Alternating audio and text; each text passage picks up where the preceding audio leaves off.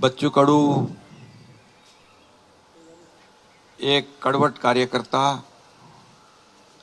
एक सर्वसामान्यांचा नेता, दिव्यांगांसाठी झटणारा, शेतकऱ्यांसाठी, शेतमजुरांसाठी, ज्यांना घरं नाहीत, पालीच्या घरात राहतात असे लोक, गोरगरीब, शोषित, पीडित, दलित सगळ्यांसाठी आंदोलन करणारा, म्हणून गोरगरिबांचा आंदोलक नेता म्हणून बच्चू कडू यांची ओळख आहे. त्यांनी आज त्यांच्या असंख्य कार्यकर्त्यांसह, मुंबईतले सर्व प्रमुख पदाधिकारी आहेत, बाहेरचे कोणीच नाहीत, आता ते मेळावा घेतील. कारण आपण पाहतो की जेव्हा जेव्हा आंदोलन मोर्चे निघाले तेव्हा ती ताकदही पाहिली. शेतकऱ्यांसाठी कर्जमाफीचाही मोर्चा आपण पाहिला आणि मी मुख्यमंत्र्यांना सांगितलं की आपल्याला हा निर्णय घ्यायला लागेल.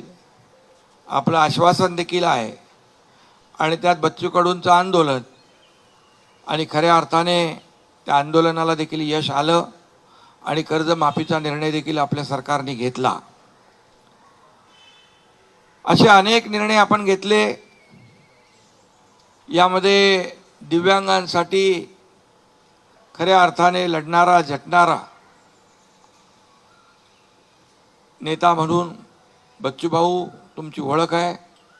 तुम्ही आज शिवसेनेमध्ये तुमच्या असंख्य लोकांबरोबर प्रवेश केलाय, त्याबद्दल मी तुमचं मनापासून शिवसेनेमध्ये स्वागत करतो.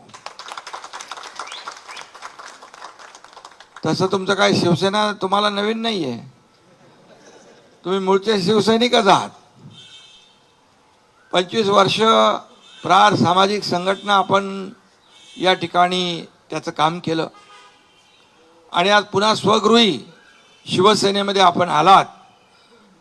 आपण फक्त आमदारकीसाठी नाही, आपण स्पष्ट केलेलं आहे, आपण आपले मुद्दे, ध्येय, धोरणं, गोरगरिबांना न्याय देणारे जे प्रश्न, याला कुठंतरी सत्तेचं बळ लागतं.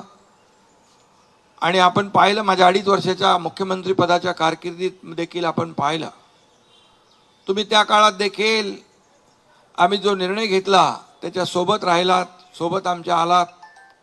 त्यामुळे शिवसेनेला बच्चू कडू नवीन नाही आणि बच्चू कडूला शिवसेना नवीन नाही, हे समीकरण आपलं जुनं आहे.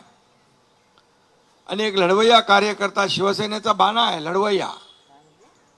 बाळासाहेबांनी, दिघे साहेबांनी हेच शिकवलं, अन्यायाविरुद्ध लढा आणि ज्याच्यावर अन्याय होतोय त्याला न्याय द्या.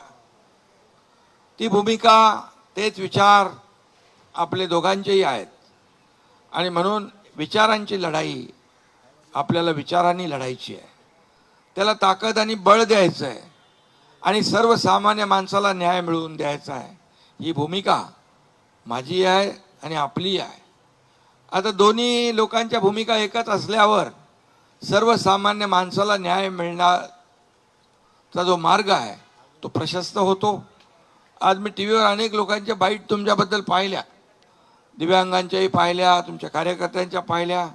त्यांच्या चेहऱ्यावर एक आनंद होता की बाबा शेवटी लढाई आपण करतो, लढतो सर्वसामान्यांसाठी. त्याच्या पाठीशी राजकीय ताकद देखील आवश्यक असते. आणि म्हणून आज आपण शिवसेनेमध्ये प्रवेश केलाय. राजकीय जे काही लढाई आहे, शिवसेना वाढवण्याचं काम संपूर्ण महाराष्ट्रामध्ये ज्या ज्या ठिकाणी आपल्याला करता येईल ते आपण करणार आहात.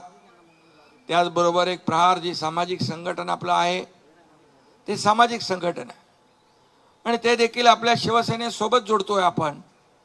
त्यामुळे त्यालाही बळ मिळेल, प्रहार संघटनेलाही बळ मिळेल आणि त्या माध्यमातून देखील आपल्याला सर्वसामान्य लोकांचे सामाजिक प्रश्न, प्रहार ही सामाजिक संघटना आहे आणि म्हणून दिव्यांगांना आपण, मी मुख्यमंत्री असता आणि म्हणून दिव्यांगाचेच नाही तर सर्वसामान्य शेतकरी, कष्टकरी, अगदी गोर गरीब जनता यांचे जे प्रश्न आहेत ते आपण हाती घ्या. एकनाथ शिंदे आपल्या पाठीशी खंबीरपणे उभा आहे. आपल्याला माहीत आहे, मी एकदा कमिटमेंट केली की कमिटमेंट माझी कमिटमेंट असते. डायलॉग आज डायलॉग काय सांगत नाही मी, पण आपल्याला माहीत आहे राजकारणामध्ये शब्द देणं आणि पाळणं हे महत्त्वाचं असतं. आणि म्हणूनच या राज्यामध्ये अल्पावधीमध्ये कमी कालावधीत महाराष्ट्राच्या कानाकोपऱ्यामध्ये चांदा ते बांदा शिवसेना पोचवण्याचं काम तुमच्या एकनाथ शिंदेने केलं, याचा अभिमान मला आहे, आनंद आहे. आणि आता बच्चूभाऊ सोबत आले, त्यांची टीम सोबत आली आहे. या दिव्यांगांचा देखील आशीर्वाद असतो आणि हा आशीर्वाद देखील या माध्यमातून आपल्याला मिळेल. गोरगरिबांचा आशीर्वाद असतो, कष्टकऱ्यांचा, शेतकऱ्यांचा, शेतमजुरांचा आशीर्वाद असतो. तो देखील या ठिकाणी आपल्याला पुढच्या वाटचालीमध्ये कामी येईल अशा प्रकारचा विश्वास व्यक्त करतो. आणि तुम्ही ज्या विश्वासाने आलेला आहात, या विश्वासाला कदापि तडा जाणार नाही ही ग्वाही देखील मी या ठिकाणी आपल्याला देऊ इच्छितो.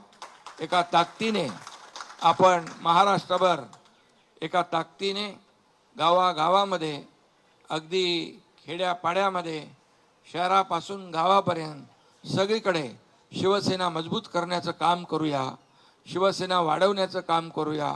गाव तिथं शिवसेना, घर तिथं शिवसैनिक, हे अभियान जे आहे आपलं, हे अभियान राबवूया.